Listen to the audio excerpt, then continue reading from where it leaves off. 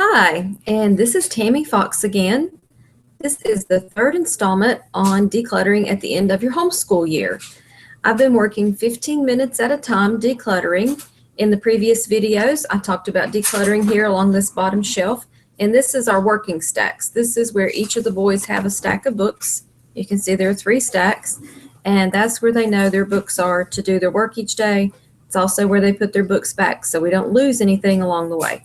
Because I know if you're keeping them at different places in your house, they get misplaced easily, especially if it's a subject they don't enjoy. That's the books that usually disappear the fastest. So I've experienced that myself, so I've had to teach them how to put things back each day when they're finished with the subject. So I spent 2 15-minute sessions working on this shelf here. Now, as you can see, it's still pretty full, but all of these little craft items just pull right out if I need to access the books. Those are mostly my teacher manuals, and they are some little guidebooks that I want to use with the boys, but we don't use those every day. So they don't have to be quite as accessible, but I want them near me if I want to pull them out and use them as a resource. We do use a lot of markers and pencils, so I like to keep those handy, and they fit nicely in these little baskets. And I've got them sorted by colored pencils, marker, regular pencils, Sharpies, and that kind of thing. So they're just easy to grab and go with.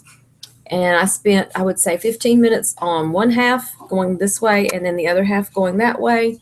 The things that I didn't need, I threw away. I probably threw away 80% of the papers that I came across. And that's a lot of paper, I know. But there were just things I didn't need to keep anymore.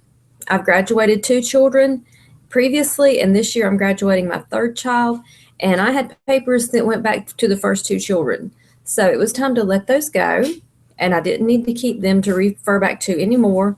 They both have jobs. One has a college degree. So there's really no use in me keeping those papers. Now, up here at the very top shelf, these are my craft supplies that we don't use very much. A few math manipulatives, and there's just a few little accessory kind of things to different games. So there was not a whole lot to do up there other than I had a stack of papers this thick of recipes that I had printed out. I need to move that to a recipe binder. So one of my projects this summer will be to set up a recipe binder from all these recipes that I've printed out over the years that I still refer to.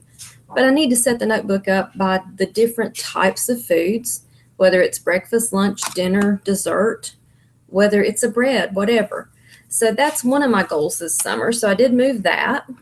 And I also set up a few more little notebooks here on this bottom shelf of things for the boys to do review work.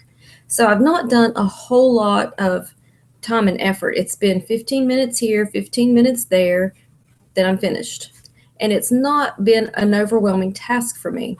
As I said in the earlier videos, the boys have been doing testing this week, so I don't have anything I have to be working on. I'm not preparing a new lesson. I'm not trying to teach a new concept. They're being timed to take their test, and I'm spending this time cleaning out this cabinet. So when we finish at the end of this week, my school year will be closed. Testing will be done.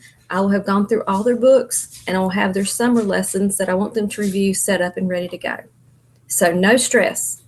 And I will have another video for you to talk about some of the other areas where I've decluttered. And it's very simple to use a timer. Give yourself a limit of 15 minutes and just do it. Don't procrastinate, and definitely do not dump out everything on a shelf or out of a drawer, because that sets you up to be defeated, because then you've got this huge pile to deal with. So do it a little at a time. As you pull things like I did off this shelf to trash, I just had a trash can close to me, and I just pitched it in there.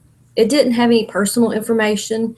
It was papers they had written. It was math papers, few pictures they had drawn that I didn't want to keep. So I just tossed everything as I was going through there. The stuff I kept went into my permanent file. So it was pretty easy to decide what to keep and what to throw away. I hope you have a wonderful day.